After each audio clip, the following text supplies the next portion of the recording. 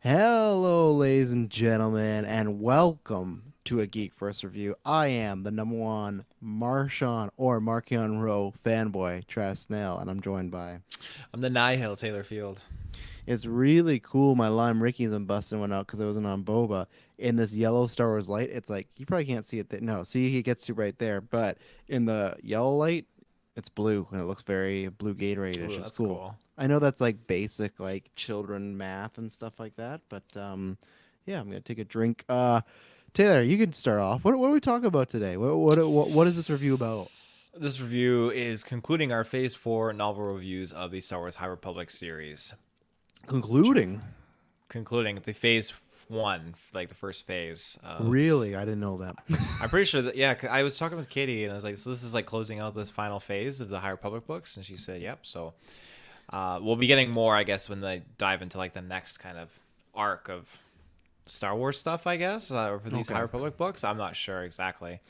Yeah, that makes sense because I thought I'd heard something about some sort of phase or something like that. But like, I'm following the MCU stuff. I can't also follow the Star Wars stuff to the T. And it's just because there's lots going on with, we'll talk about it in the review, but there's lots of comic books for High Republic, so it is hard to keep up. I'm the reverse, but I'm not the fanboy that's going to complain about. I'm just going, okay, there's some stuff I'm missing. But even today, I think there was two.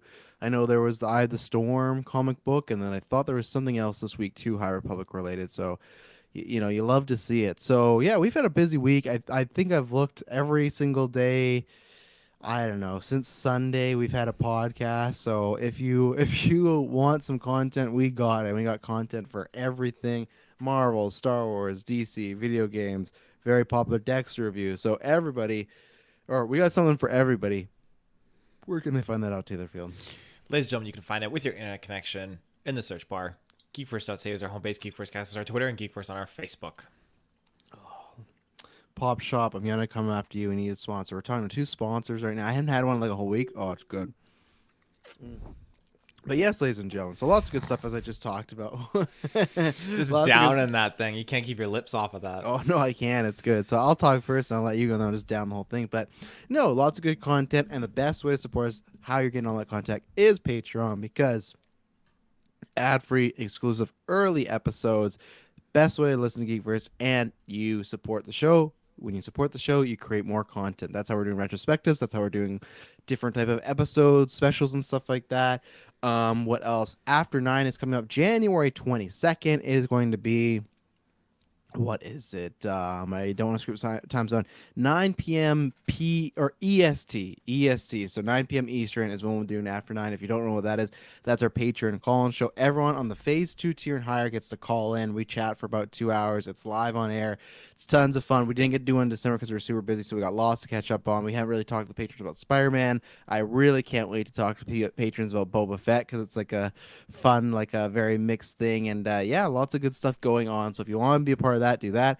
And then I don't want to script the date, but I think it's, yeah, February 5th. I don't have an exact time yet, but February 5th is a Saturday.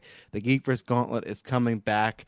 We are holding our first event of the year, the new level. So I can't wait. That's going to be Taylor Field versus Dylan Mutz and Halo Infinite, and myself versus Kirklin Patzer in the long-awaited, much-delayed sports title match. So lots of good things. And if you're listening to this and you're a Star Wars fan, we review Boba Fett every week.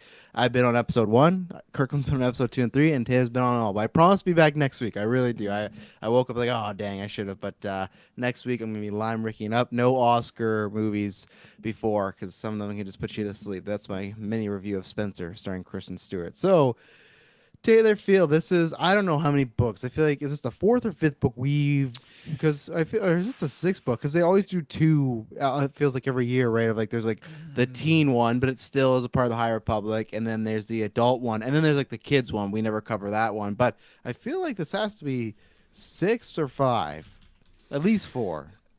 It's at least 4 because we have reviewed at least 4 of them. We've It's 4 because done. we've at least reviewed 4 of them.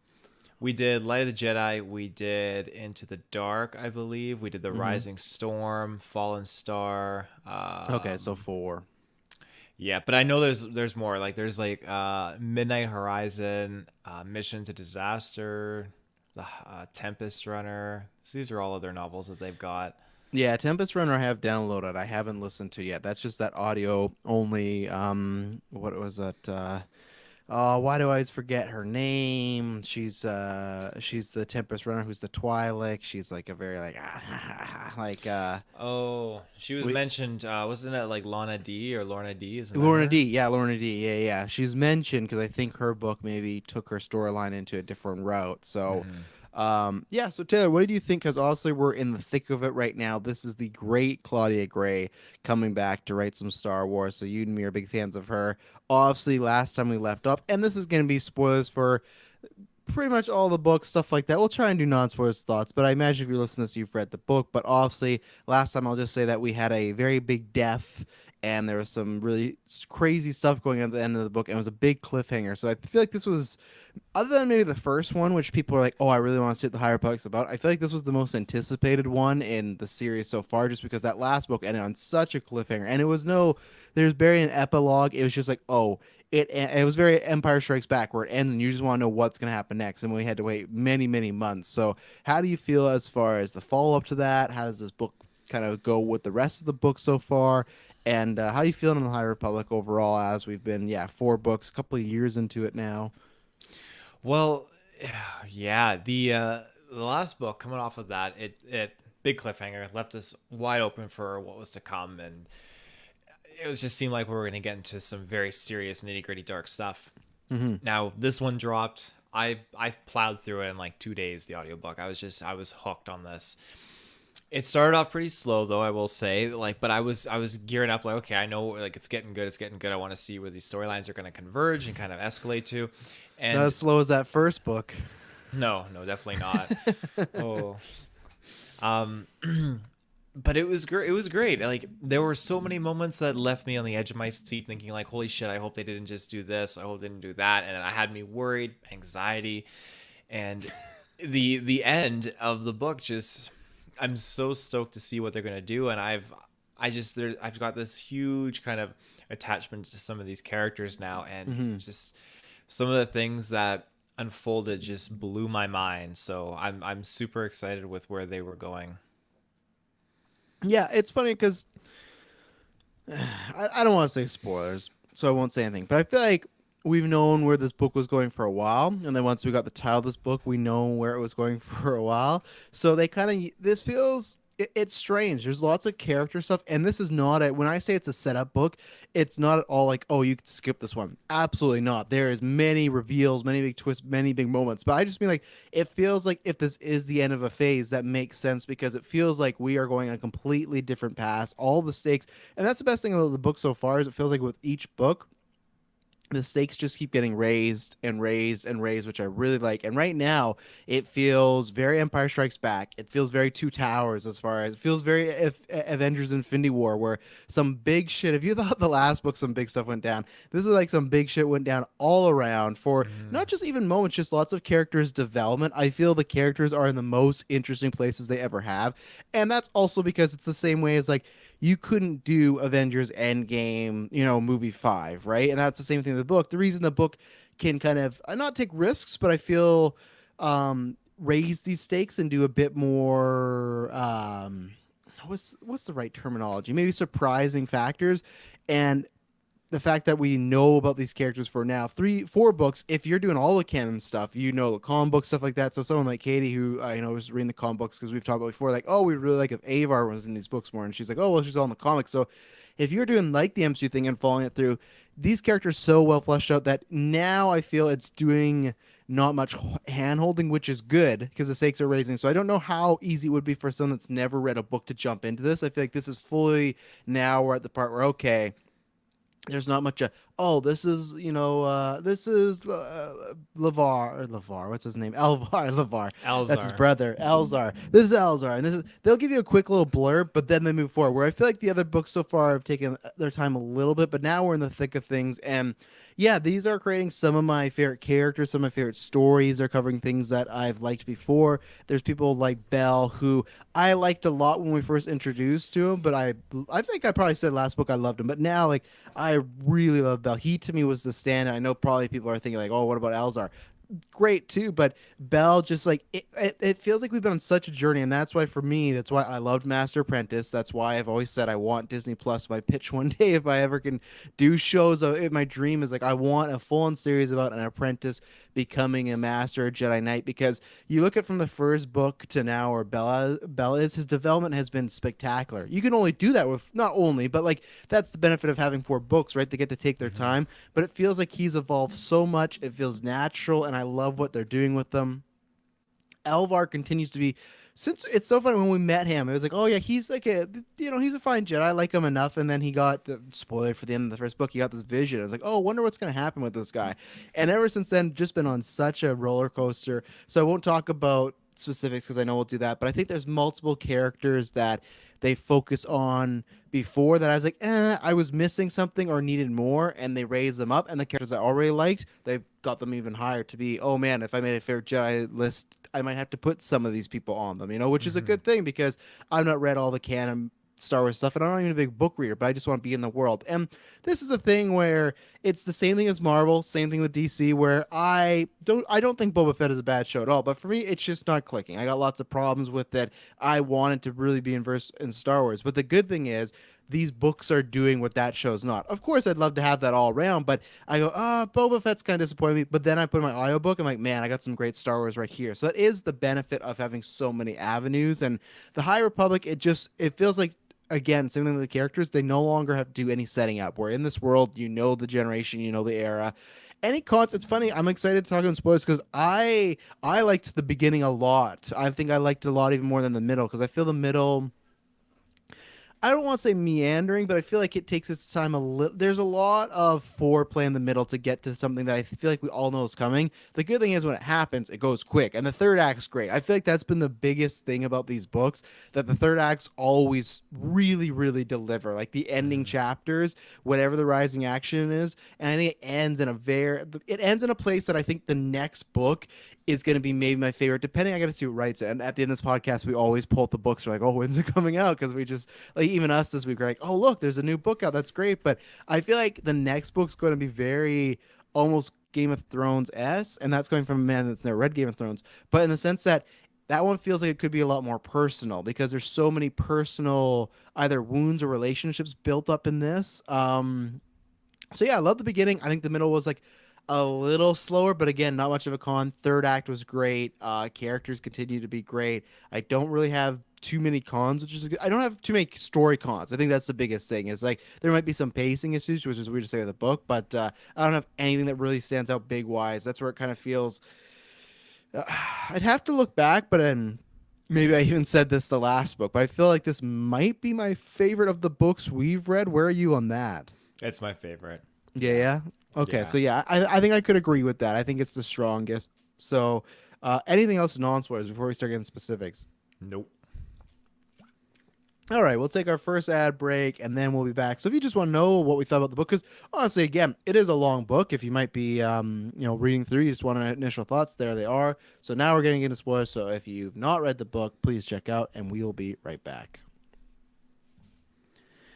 And we're back. So Fallen Stars. So here we are. So that's what I was talking about. I just want to talk about there that I think we've talked about from the first book that we knew like Starlight Peak was going to go down at some point. We don't know when, we don't know how, because one, obviously it's not a thing in our canon, like the, New Hope and stuff like that. But still, so many years ago, something could happen. But still, it was, the Republic has built this beacon around, or Starlight Beacon. They've just beat this beacon of hope, and they talk about that, and again, spoilers, when it's crashing down of what it was supposed to represent. But we knew once that is introduced, it's going to get taken out. And then once we met the Nihil, Marchion Ro, I have to start calling Marchion Ro. Was his name always Marchion Ro? I swear at some point earlier in the books, Pretty sure they said Ro. They call him, Marchion Ro. Yeah, now it's Marchion Ro. So I'm for now sticking with Marchion Ro. It's easier on the lips. But once we met our villains, it's like we knew it was going to happen. But what I liked was it wasn't just the book started, they blew it up, and then we moved forward. It was just like an inciting incident, or it wasn't just, hey, the whole book led to that, and then the last 2 pages are, they just blew it up. I love that it kind of felt like a play where almost all our characters, our main character, actually, I guess probably all of them, were all on Starlight Beacon. For the ones that was mostly about, we're all on Starlight Beacon, and it was like this backdrop of everyone's stories and their struggles going through. And that's where I feel like it's a setup where we all knew this was going to go down, and not actually too much happens story wise to progress it. It is the Nihil does something bad, and the Jedi are going to respond. That's kind of been going back and forth a few times. This is just our biggest thing. It's just that all the characters that are on Starlight Beacon are having these very emotional, traumatic experiences, and not just because it blowing up, but just in the states where they are in their lives, and we're a lot of characters that are at their kind of tipping point. So I appreciated that Starlight Beacon exploding was not just a plot point; it was used for literally a whole book. It was a whole set piece, and I really enjoyed. And R.I.P. to Starlight Beacon. You know. Yeah, this was literally for me an interpretation of Star Wars Titanic, and 100%. Yeah.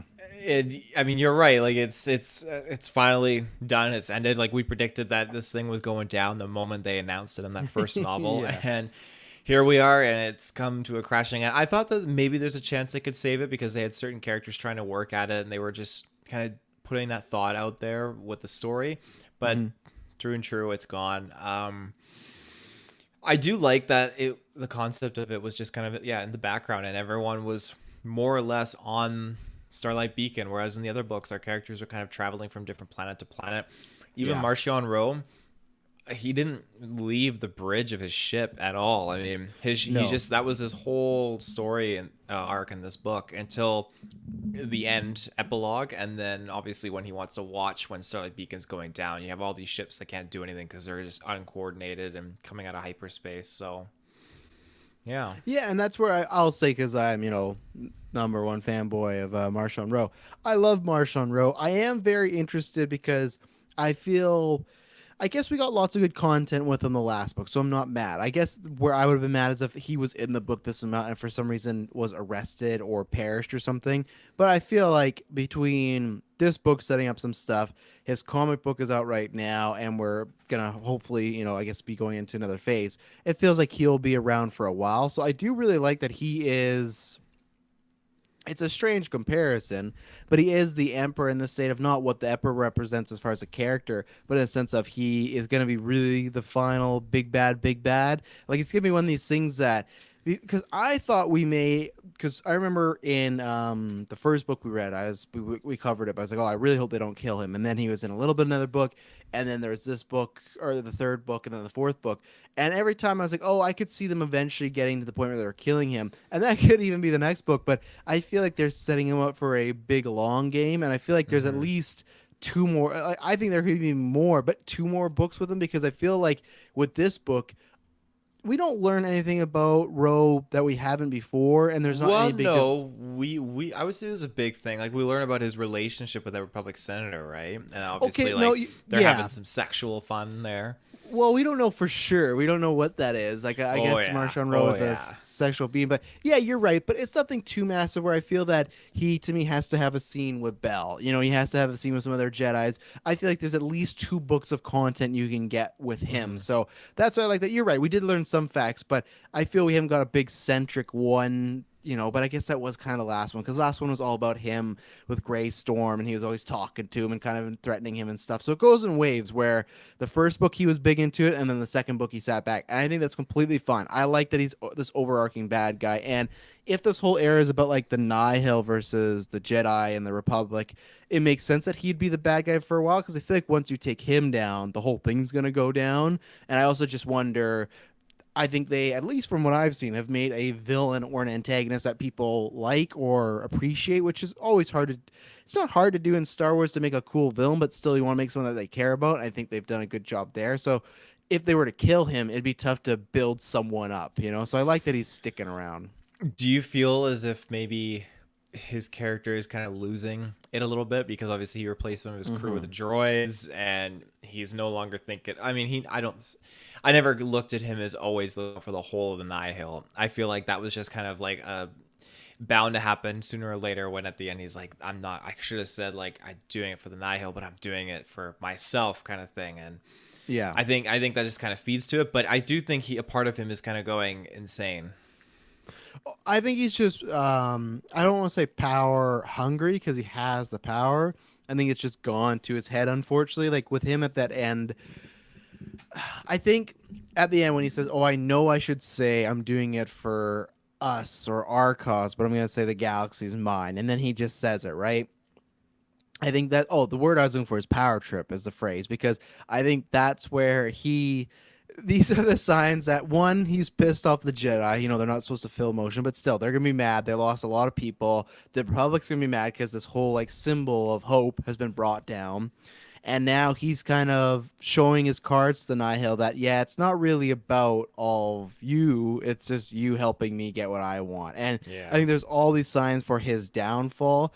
And like I said, I'm hoping that doesn't lead to his demise next book. I think there's some you could get out of that. I think there's even some things you could do where the Nihil kind of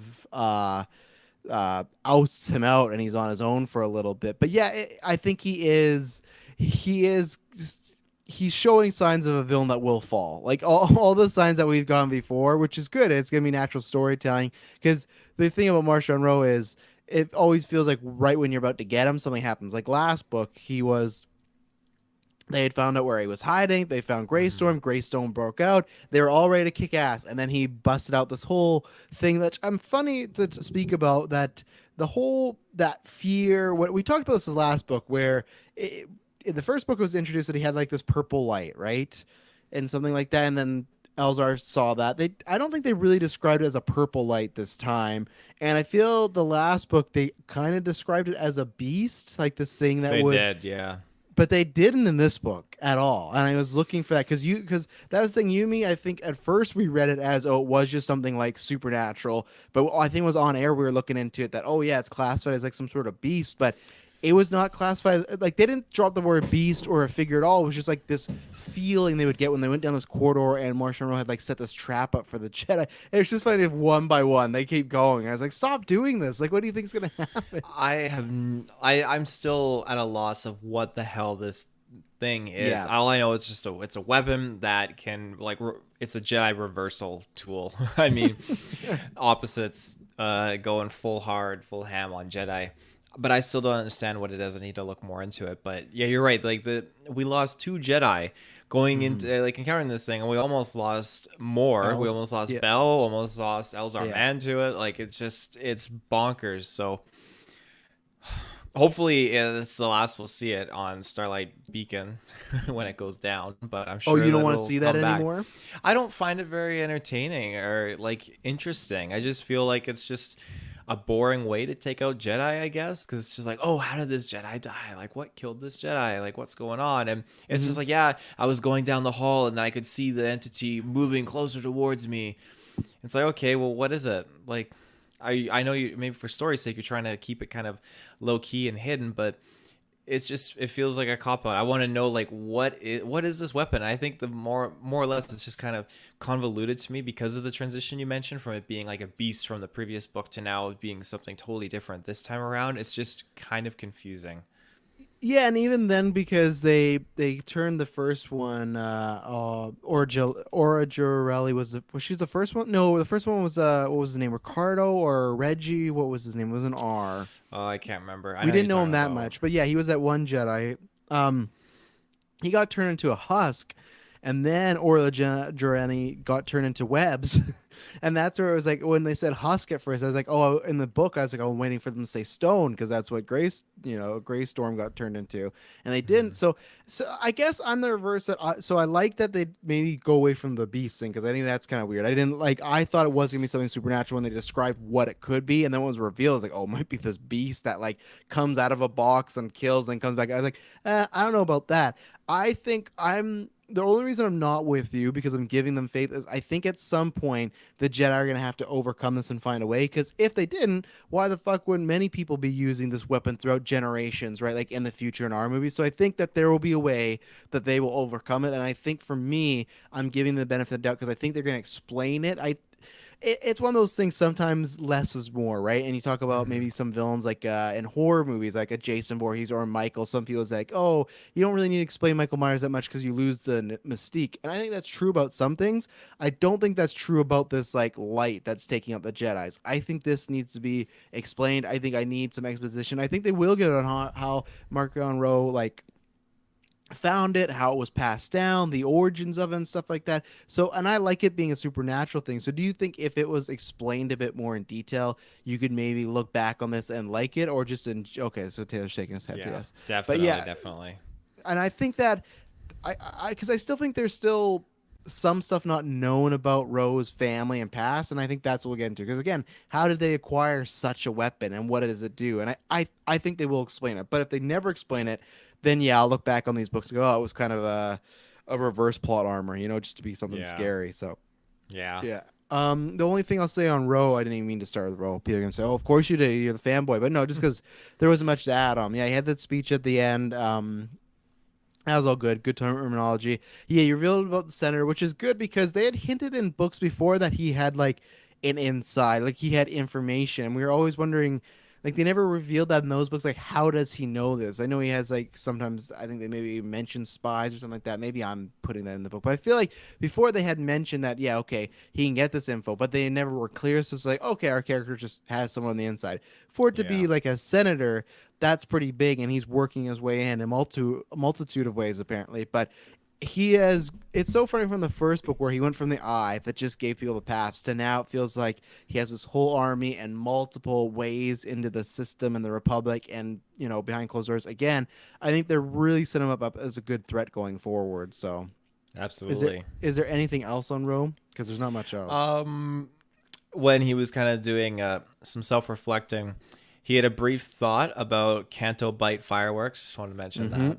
Yep. So good old Canto Bite making a he comeback. Yeah, he'll go get up there with his scooters and His uh Vespas. his Vespas and go race around. The other thing I want to mention, so the character, and this is where I got the Game of Thrones vibe, and I think the next book, I'd be so down if the next book, I know they will do that, but had barely any action or no action at all because they mentioned, I can't, was it Aura Frey was the girl that's like his like right hand or about to be his right hand? I don't Aurora remember her Frey. name, but I know who you're talking about.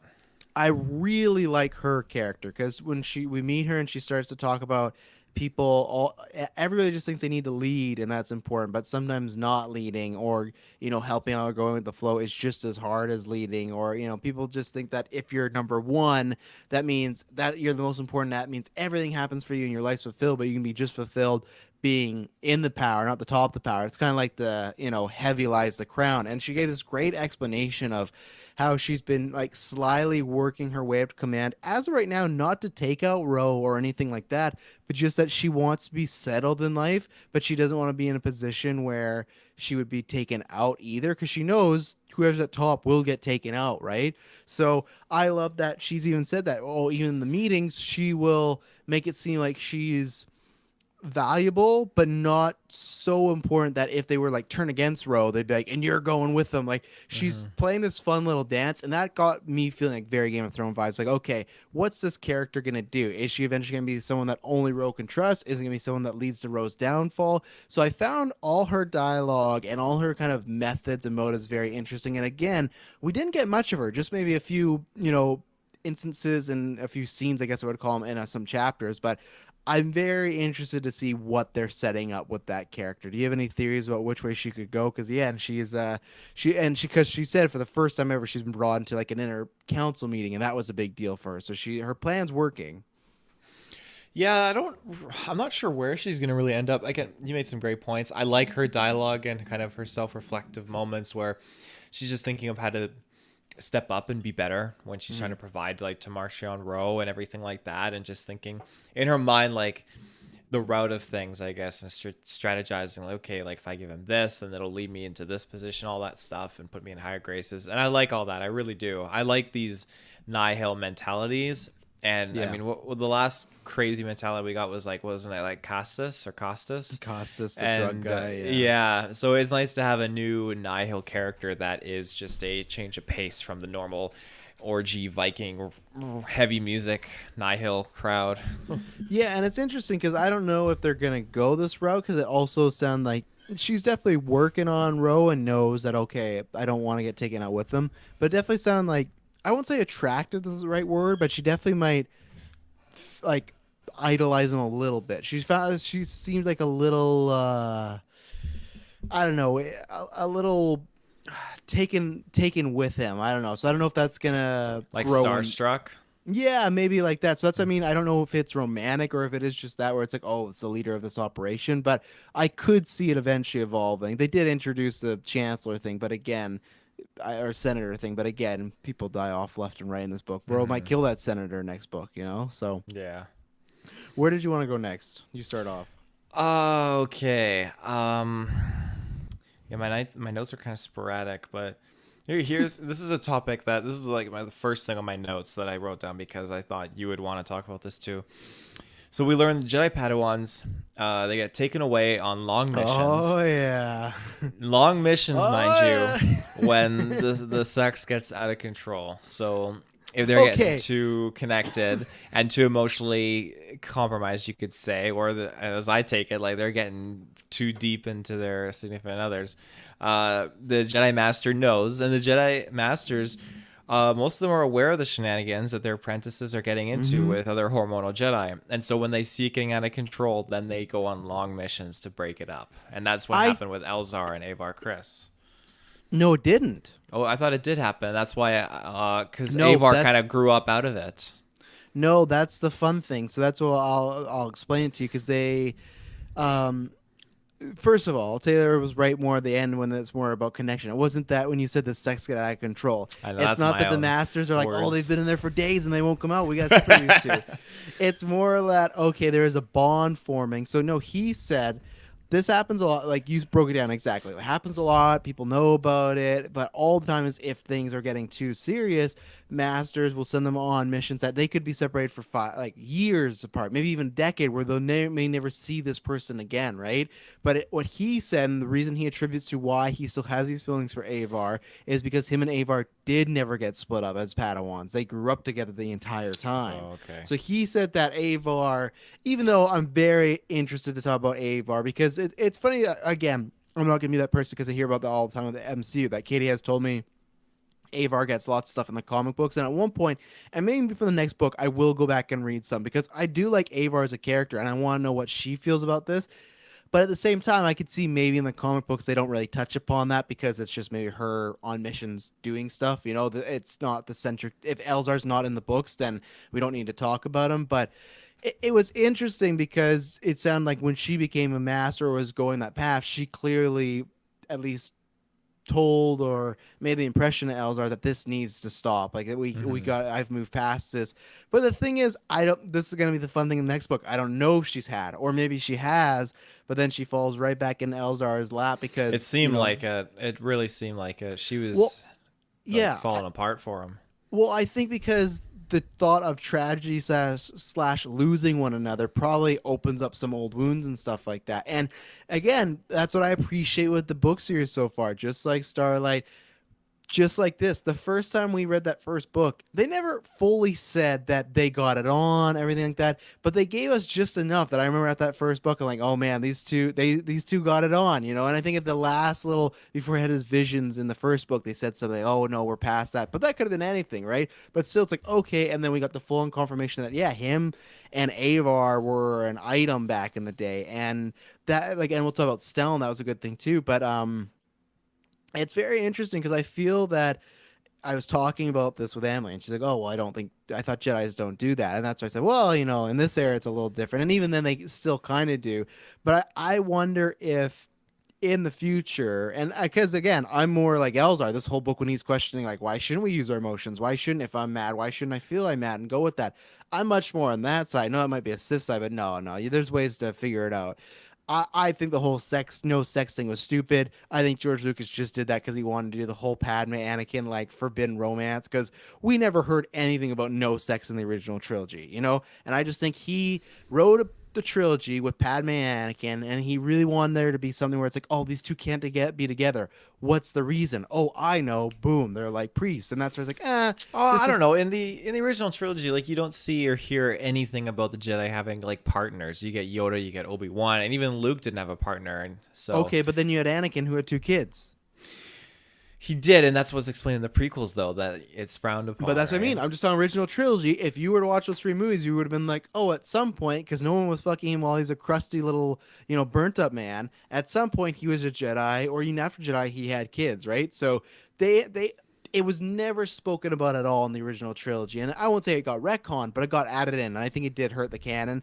And I Mm-hmm. do think that like the not that it hurt like it's all for personal interpretation, but I think between the sequel trilogy, which laid heavily into a romance between a dark side user and a force user, and then these books which have heavily laid into, oh yeah, Jedi getting it on, they've definitely been like, I just love how it's been like, oh, rule you can't do that, too. Oh, it's kind of, yeah, like we know, but at the same point, the way I would counter myself is I think that in the Anakin era, they could have saw that, okay, we were letting these Padawans fool around, we were letting them have like some emotions and whatnot, but we got to be a lot more stricter because look what could happen. And Avar, we don't know what's going to happen to Elzar and Avar. Something really bad could happen, like with them getting more romantically involved, right? Even if it's just them making questionable decisions because they're looking out for one another instead of everybody else, or not even intentionally, but if they're just like, so far Avar's felt pretty to the mission, but like you said at this end of this book, she like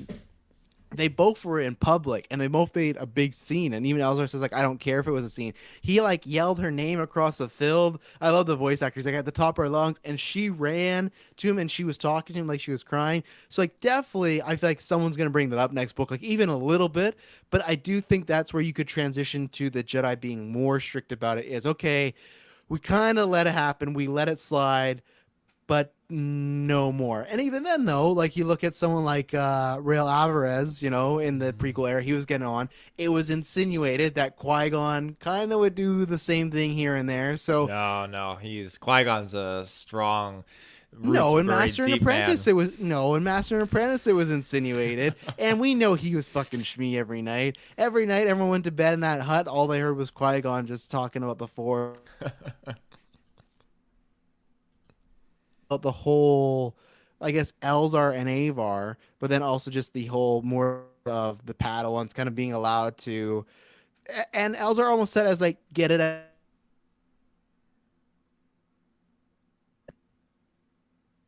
There you are.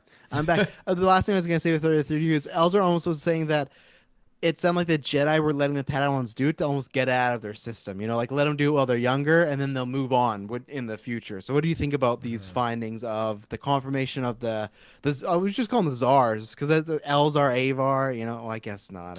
But still, Yeah, it's cool to see kind of where their dynamic has evolved. I do think Avar is uh, the weak point in the armor for Elzar. Elzar is so compromised, and Avar, I feel like, does not properly know these things about Elzar because they've been a while since they've seen each other.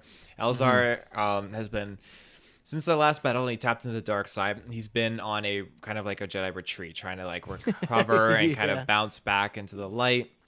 And now you have Avar Chris, who stepped down from being the kind of like the head honcho at Starlight Beacon. That's where Stellan comes into play and takes over her position. it sounds like step down against her will, though, sort of deal. Because she was Well, surprised no, when she was surprised that he took over, but I think she took it, in my opinion, as, hey, I'm stepping down to go off and find like Lorna D, right? Because they're like, oh, Lorna D's the eye of the Nihil, I think is what she thought. So I'm gonna go hunt her down, and when I come back, I'm gonna become, take back my mantle.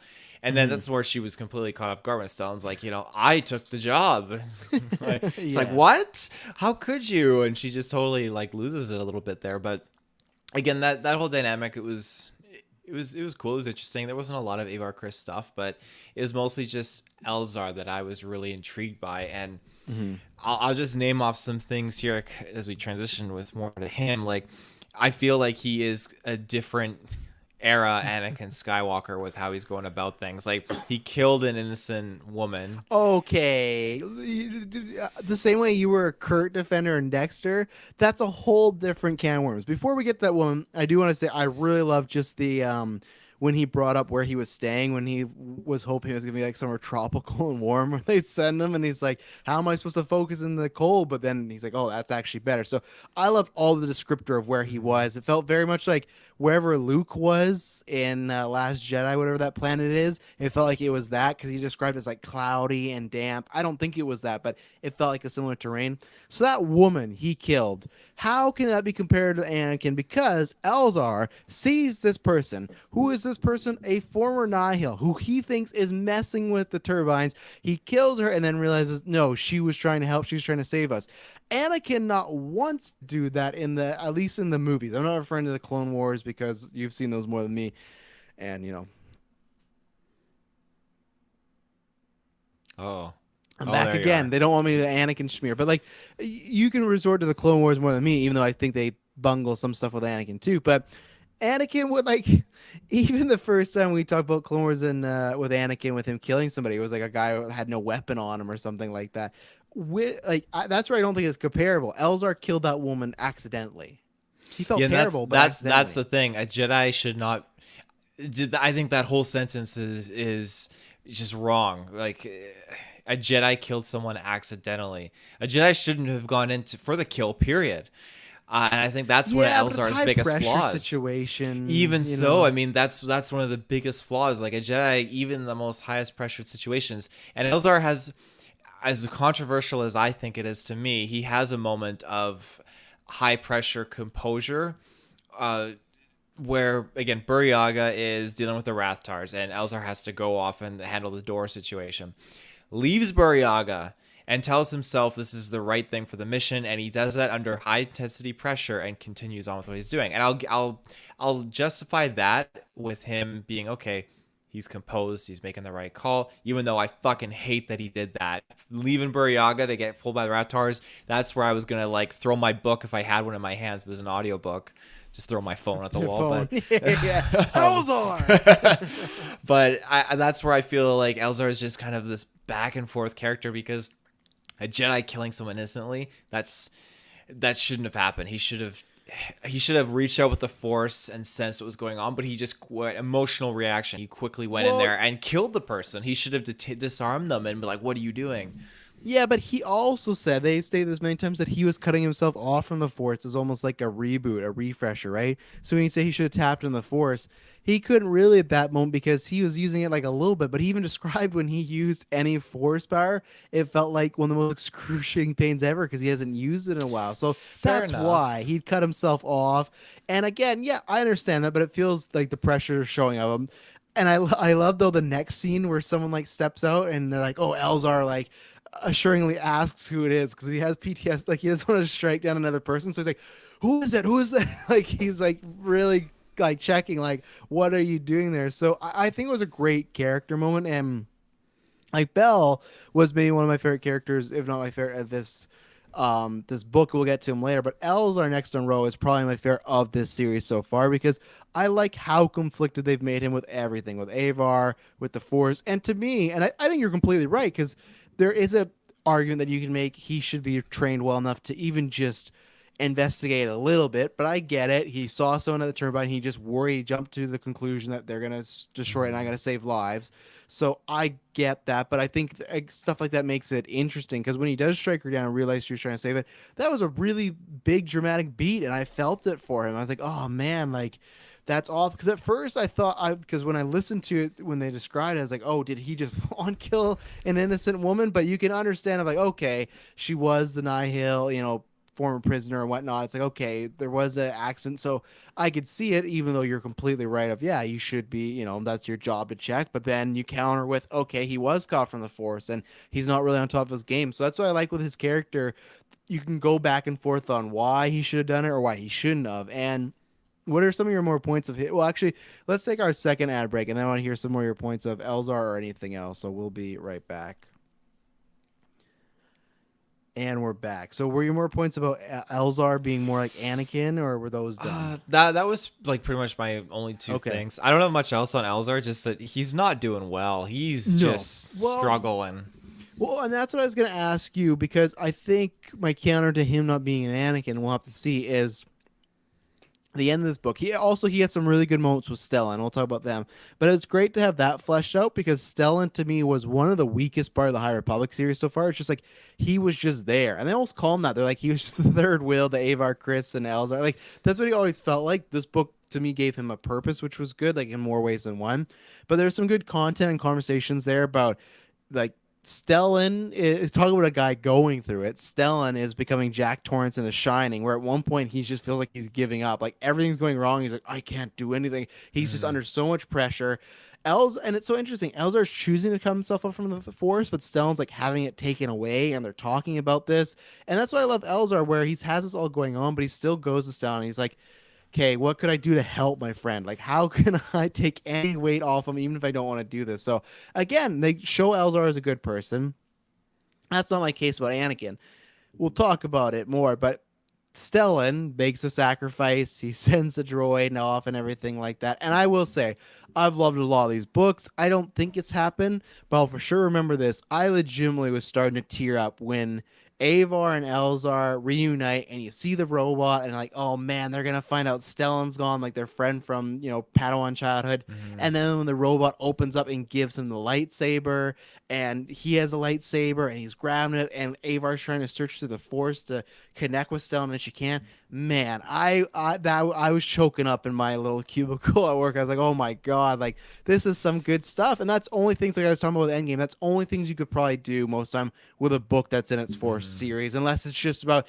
You could do that with a book, but I'm saying you couldn't do that with a. Hey, we're gonna have 10 characters in a book. I guarantee there's some drama or some romance book that I could read where it's about 2 characters. Oh yeah, because it's just about them. But this, when there's so many, that was great. But what I was trying to get to, long con, is Elzar to me at the end of last book, he was so unconfident. He slept with that woman. He had that dark side tapping into moment. This felt like he had a purpose, and even if that purpose was to not let Stellan's death be in vain, it felt hopeful for the first time.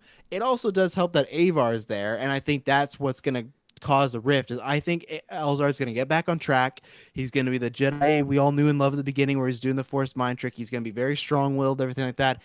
But Avar is going to throw a wrinkle in that, and not meaning to, but just like he'll be back on the path. But then Love's going to get in there, and I don't know if that'll get him the dark side or whatnot. But to me, the ending was him not doing the Anakin thing, where Anakin started to feel more uncertain. He at least felt certain of, I have to do this. I have to do this for Stellan. So that's where I ask you for that ending, and because I looked on Reddit too, and there's all these people like having theories and whatnot.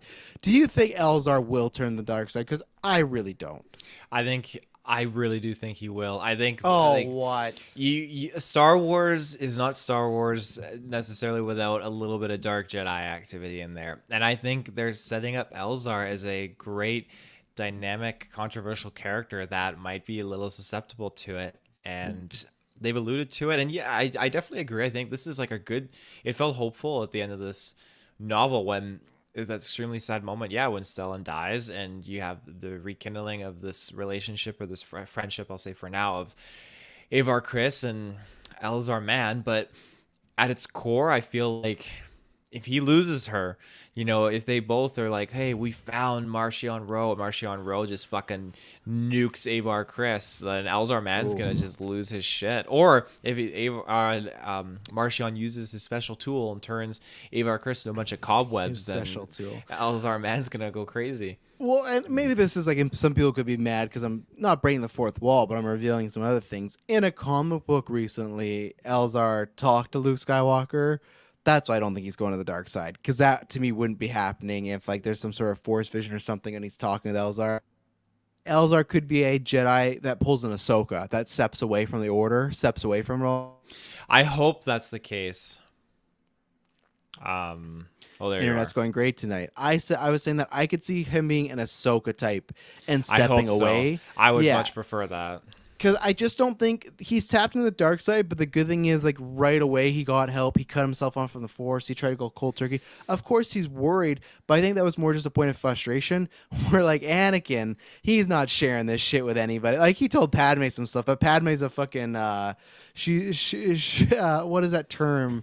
She's an enabler, Padme. She could never once like really helped him out. You know, like, oh, you killed these sand people. Okay, let's get married. You know, so that's where I think people around him. I agree he could lose it, but I don't think he's gonna. I don't think we're gonna get a book where they defeat Ro, and then 2 books later it's like the Jedi versus Elzar being evil and stuff like that. Because Right.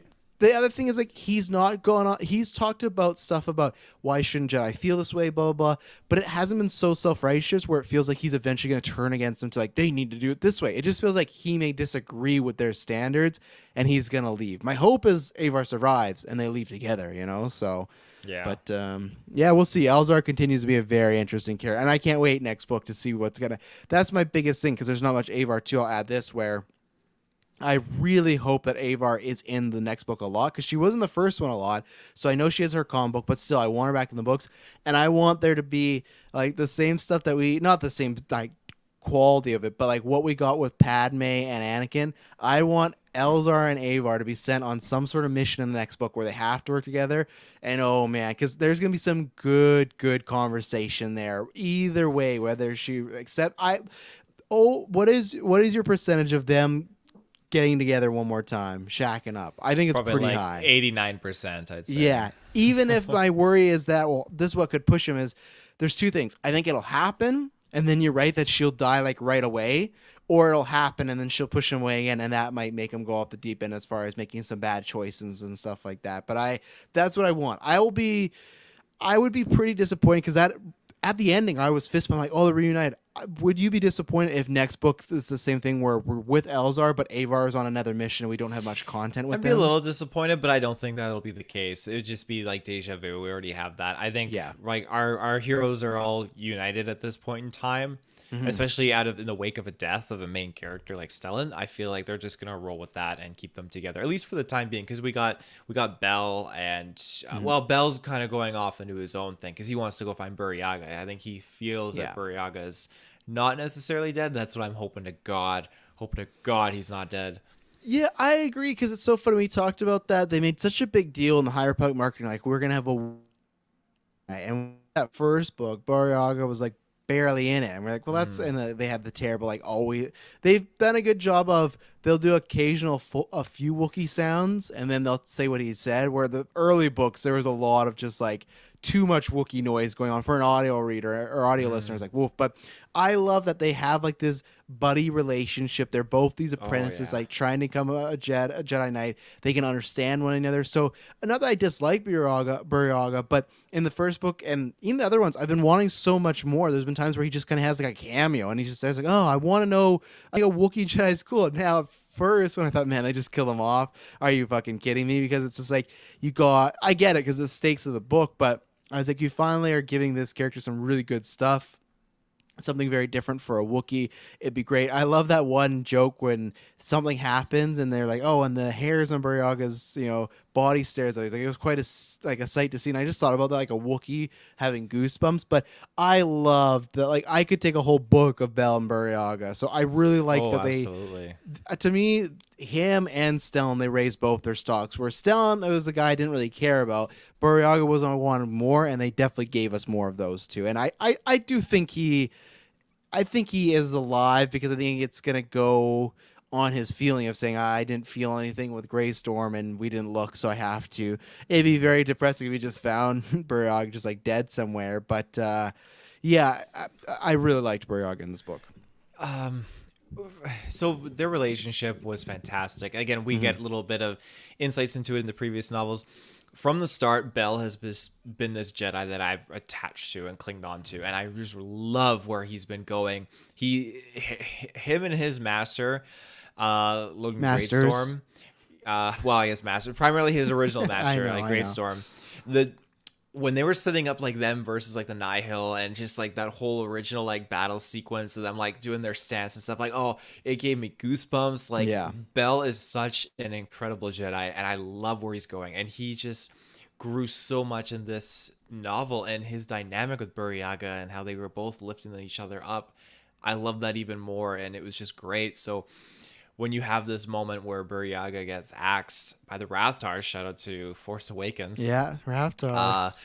it definitely was just, it had me so distraught. But I'm holding high hopes that he is alive and we'll get him back later on. So Yeah, I think we will. I hope he is because I want more of their missions and whatnot. So yeah, all good stuff there. Let's talk about Stellan because I don't know how much we have to add, but I will say again, I feel that first few times we've met him, he just was like a blank slate. He didn't have much of a character. He was just like a wise Jedi. I loved that the pressure of taking. That's why I compared him to Jack for the pressure of taking on Starlight Beacon as the head. It felt like even though oh, oh, there you go. They're getting Jesus. longer. Oh Oh, boy. I know. I apologize to the listeners and everything. I'm not sure what's going on with my connection here, but that's the fun thing with podcasting. I was saying that before. It seems like Starlight Beacon was maybe too much to take on, and he's a great Jedi, but maybe he wasn't completely cut out for this. Now, at the same time, you got the Nihil, you got all this stuff going on, so it was never supposed to be like this. But I love that they kind of were. That's what made me like him as a character is finally showing some kind of wrinkles in it, and again, cracking a different way. Oh no. Oh no. You're gonna talk about some thoughts. I'm gonna reboot my computer because I'm not to fix it. So you talk about your thoughts on Stone. All I'll say is that I like them giving him lots of cracks. I'll say more just because I think that gave him some personality. So I'll be right back. Yeah, for me with Stellan, I thoroughly enjoyed the, like you said, the different cracks and stuff. I like seeing you have this Jedi kind of being broken down to nitty gritty in different aspects. So you have Elzar Man, who's just, obviously we've seen the cracks in the wall with the previous novels of how he's kind of just been degrading a little bit in his connection to the Force and tapping, not tapping, but the dark side kind of reaching out to him. Whereas you don't have the dark side reaching out to Stellan in this case, but you have him being compromised by dealing with so much. And who wouldn't be? You have this Jedi who's just been kind of shoehorned in to fill the gap of Avar Kriss leaving, and the mantle needs to be filled at Starlight Beacon. And then as soon as you're first, let's go with month on the job, the whole station has just kind of gone absolutely insane and is going to be at risk of destroying. It's on a collision course with the planet. So obviously you're going to be breaking out a little bit. And I think getting to see this Jedi kind of go through this kind of experience was just a great way to flesh out a new kind of take on a Jedi dealing with something so drastic. And that's one of the things I love about this, is because I've made jokes about it. All these Jedi, like the old Republic era Jedi would not last a day in the High Republic era because of the level of PTSD that each of these Jedi go through. And they, like, Stellan wasn't going through severe PTSD or like craziness, but it was enough just to compromise him and just kind of like create a challenge that he overcame. And again, I just feel like I'm using this term more and more, seeing these Jedi, and I feel like Stellan came out very much on top, even though he did die, but I feel like he went out like a Jedi. So I agree with your sentiment of most are prequel and maybe Old Republic Jedi's couldn't go through what some of the higher Republic stuff Jedi's are going through, but I feel I don't feel Stellan's one of those because he did overcome, but I feel like you make him a Jedi in the Clone Wars. Fuck, I don't think he's taking that pressure too well. Even Elza is like because there is a point that you could argue where in the prequel era, the reason they don't handle it so well is because again, there's so much going on. Like Sith are back. There's an evil emperor around. You got the robots. You got the clones. So I will give them some credit. But yeah, like the way Anakin gets so many visions, man. Talk about Elzar. But yeah, Stellan I think would not be a great Clone Wars general leader. I don't think he would have. Avar Kriss though, put her in there. She's ready to go. We'll see though how emotionally compromised these people might be. So. yeah. And yeah, bro, shout out to Stellan. I am hoping in the next book we do get maybe a flashback scene of Avar, Stellan, and Elzar Man. I think we got that in another book. I'd like some more between those three, because obviously we're not going to get it. I think his death will serve purpose. But again, I also just like saying in the first book, they kind of insinuated that, okay, Stellan knew that something was going on with Azar and Elzar, and or Avar and Elzar, and Elzar almost took that as some of the attitude he would have towards that. It seemed like looking down upon the Mhm. two, specifically Elzar. But then he made point in this book that he was almost kind of jealous what they had because he didn't have that with anybody, and he was the third in the dynamic. So he kind of saw what they had. It's going to be interesting for Elzar to take that information in because I feel like he's going to take that as like, well, yeah, we should be together then because there's one of my best friends telling me that I wanted what you have. And he's going to be like, this is right. Again, it all depends on how Avar responds. And that's going to be the fun thing because it could go really good, really bad. Of course, you know me and the El Nazar, like, let's get some love. They better be making love next book at least once. I want her. Oh, look, that was a short one. But yeah, I hope we get some more content with them together. But if not, sorry, Stellan, I'm sorry you had to go. Yeah, me too. What else do you have? The last bit of my notes is just on Leox and his crew. But yeah, you really Um, like them. I saw you post about them on Twitter. I You like really, Matthew really like McConaughey and them. his friends.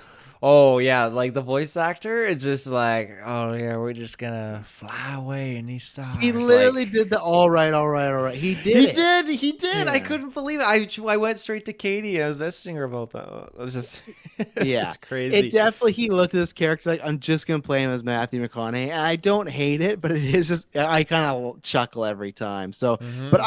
I did like them. They were in it maybe just a little too much. Like some of their stuff on land of like when they were talking about, they were worried that he was going to sleep with someone's wife and there was that dynamic. Like that's a few things I could have cut and done without. I think that's stuff I was referring in the middle, that a little fat eye trim, but it sounds like you liked all that.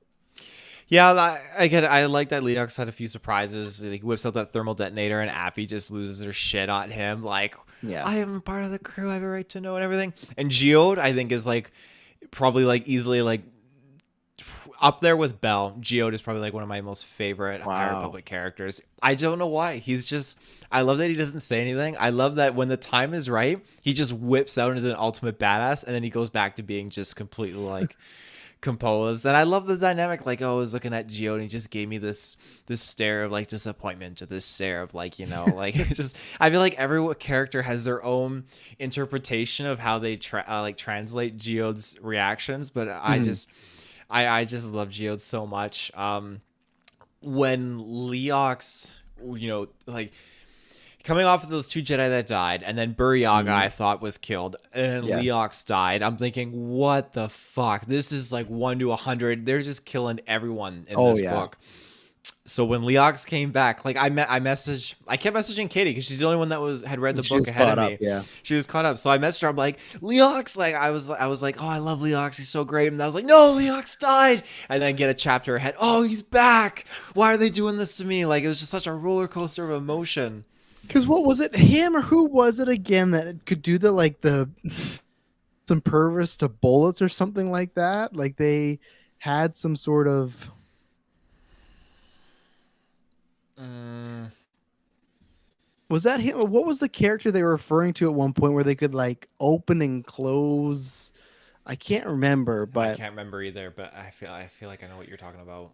yeah, I do like them. I think the good thing is in other books, sometimes, especially that first one, they had a pilot character with all our Jedi when the ship was going down and everything like that. And Mm-hmm. I feel that Claudia Gray, she did this Master and Apprentice because remember those were there were those two like kind of pirates or space criminals that link up with Obi-Wan and Qui-Gon Jinn and they end up helping them out and stuff and then they Yeah. fall in love. I feel Claudia Gray does a great job of those pilots or those kind of the common folk in Star Wars and making fun interactions or you care about them.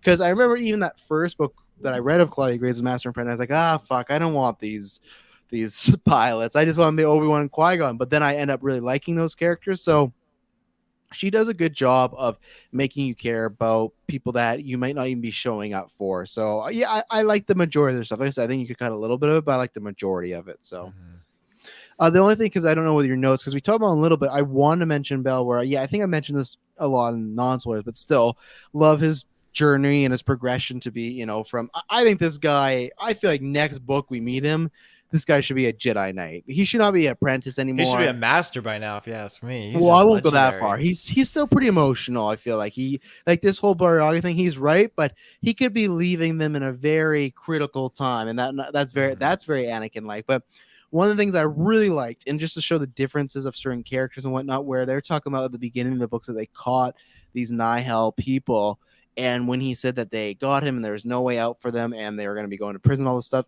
he said that he felt that was right and justified, and he didn't need to kill them or strike them down to feel fulfilled. And that's why I like that because he's coming off, the Nihil have been messing a bunch of stuff up. He had that first interaction when it was great in the first book where they're after the families and stuff like that. So he's seen them take out innocents. Obviously, they've killed and done many terrible things over these books already. They took his master, tortured him for how long we don't know. His master ended up dying. Out of everybody that could be the most motivated to the second he sees a Nihil just fucking like strike him down is Bell, but he doesn't, and Mhm. that's why I love where it's not even, oh, I got them and I wanted to strike them down, but I talked myself up. Like Elzar might have that, but I love that he said he got them, and that was just like he felt fulfilled that yeah, these people are going to prison, they're caught, and that's good enough for me. That's almost the same as taking their lives, and I really liked that because that shows that he's definitely even though he's a little adventurous and he's very much more I feel personal than a lot of Jedi's. He's definitely I don't know prequel era route because he's still very respectful of the guidance of Jedi's. He's very other than Mhm. Buryaga. To me, Buryaga is like the first thing where he's stepping out on his own. Like I'm gonna do this. So that's why I can't wait to see the next book. But that between the justice thing because Jedi don't want to kill, he feels very clean cut, very I am a light side Jedi user and stuff like that. So I really love just little character moments like the catching of the prisoners or the criminals that gave him okay. He's fully confident where he is. Again, he almost lost another master. She's not hurt. She's not dead. She's just kind of injured or something like that. I don't think she ever Yeah. woke up in our book. So we'll have to see what happens. But yeah, I think this dude's ready to be a knight now. And I hope he finds Buryaga. And I can't wait. I can't wait to see is he with his master when he goes on this mission to find Buryaga, or has he completely just gone on his own? Which I think that's what I'm kind of hoping for, to be honest. I would like it if he was on his own because I think there's some good material there. But yeah, Bell has become a character that is like could be a good lead.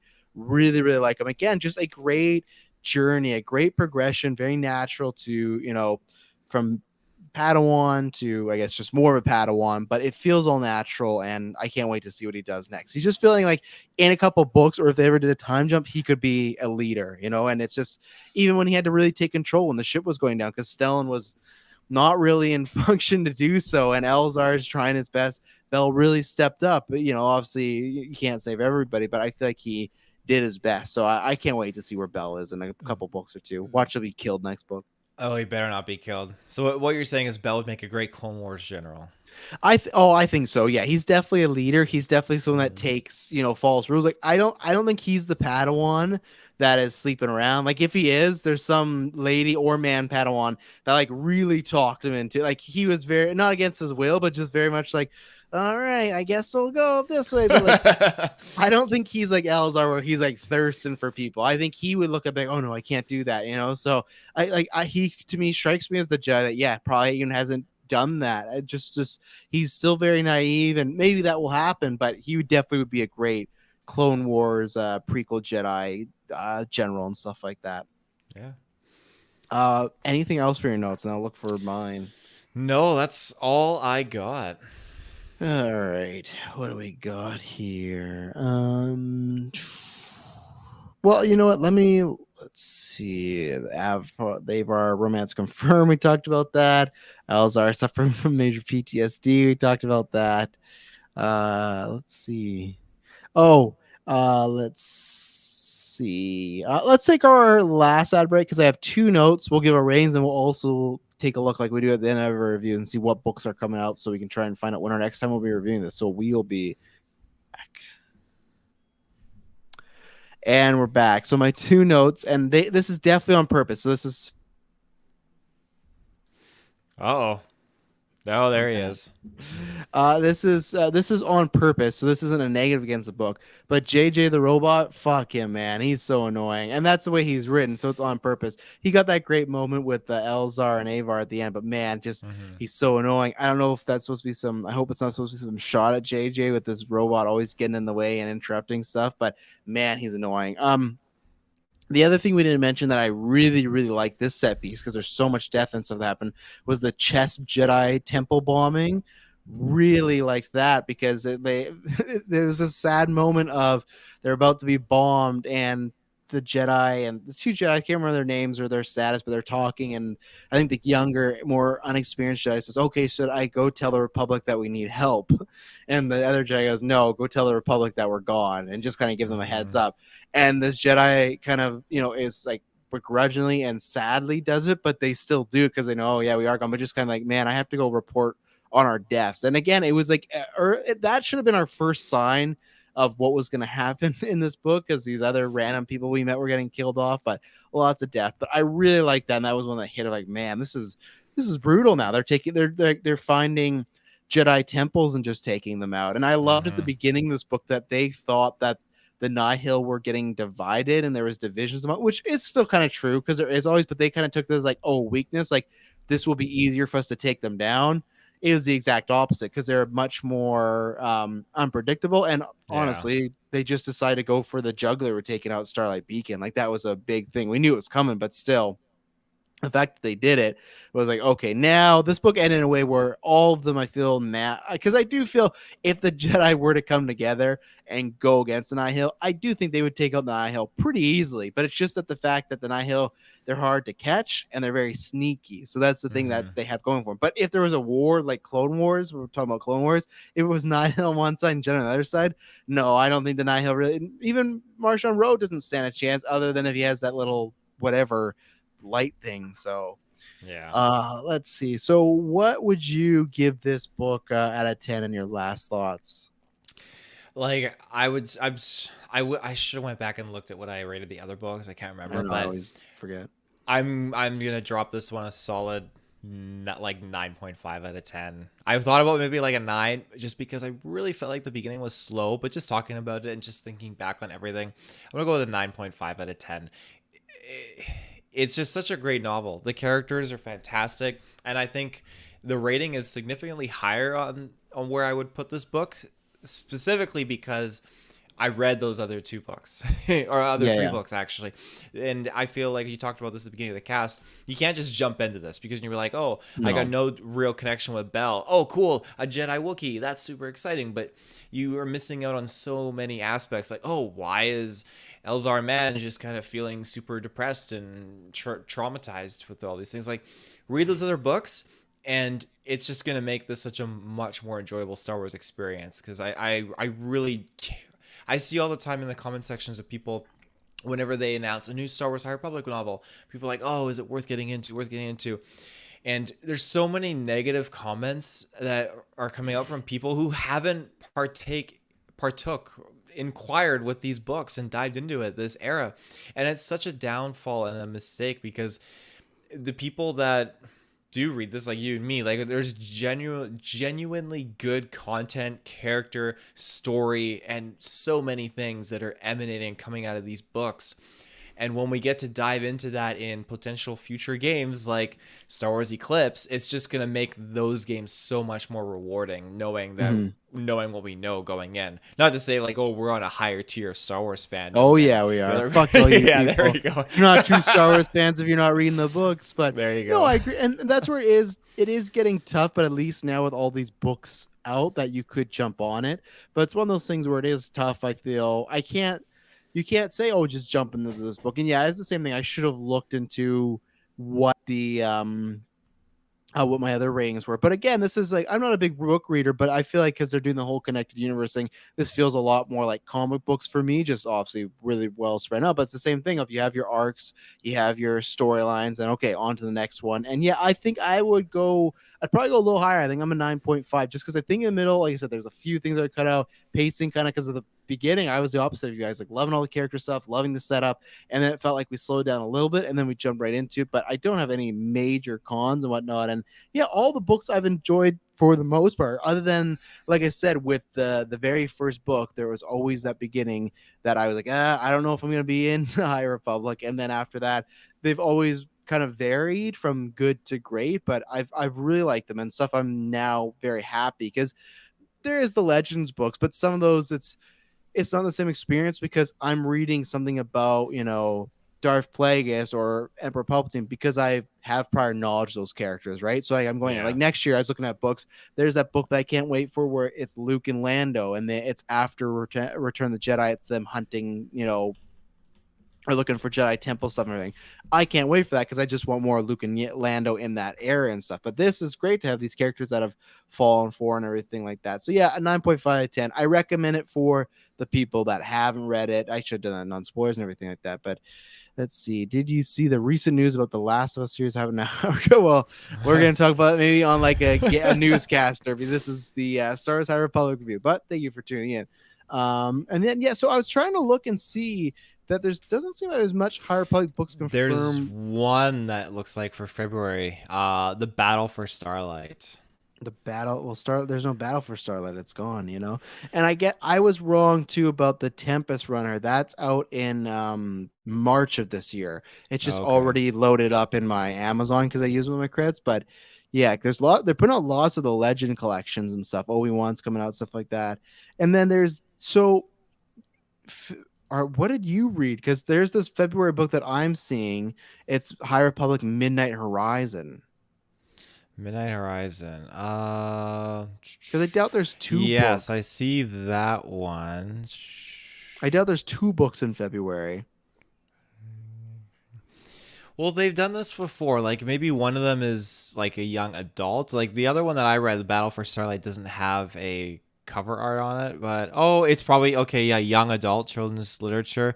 This one that you read, Midnight Horizon, I think that's probably more like the adult storyline. No, mine's in the young adult novels because they This is the always young do. adult. Yeah. I'm looking at Utini, but maybe I'll go to Wikipedia. But yeah, because they always do that, right? Then High Republic, like I said, they've had the three. They have the children's book, and then they get young adults and adults. We still read for people that don't know, we still read the young adult ones because they're still good. They still have our characters. They're usually just different. Like the last young adult book, I think, was one that didn't really have Ro at all. Like he was only in first scene or something. But um, that was on Wikipedia.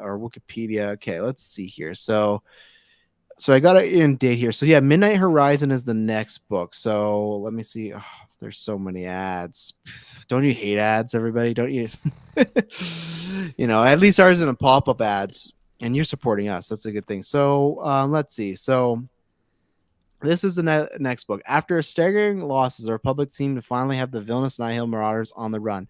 It looks like they're light at the end of the tunnel until the world comes of suspected Nihil attack on an industrial compilation of World of Corella right in the Galactic Core. Sent to investigate our Jedi Masters, Vitrus and Sai, along with Padawans Silas and who knows, they'll tell me how to say this, but Jomarama, and all fighting their own private battles after months of unrelenting danger.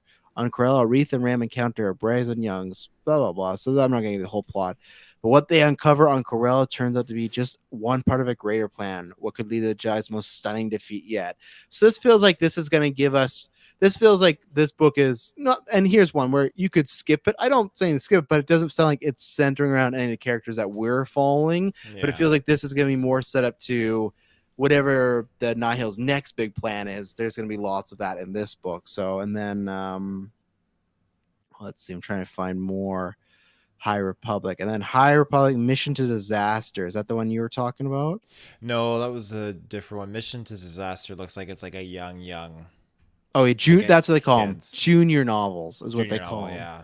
And then Tempest Runner. Yeah, I think I'll probably check out Tempest Runner. I have it in my books and everything like that because if we don't get many other High Republic books until later on, then I probably would check out Tempest Runner. I like Laurendine and Nihil enough, but yeah, it doesn't look like there's many after, but it seems like they put out these books and then they do like a big like dump of announcement. They'll be like, okay, these 2 months you're getting this, these 2 months you're getting that, but we got that.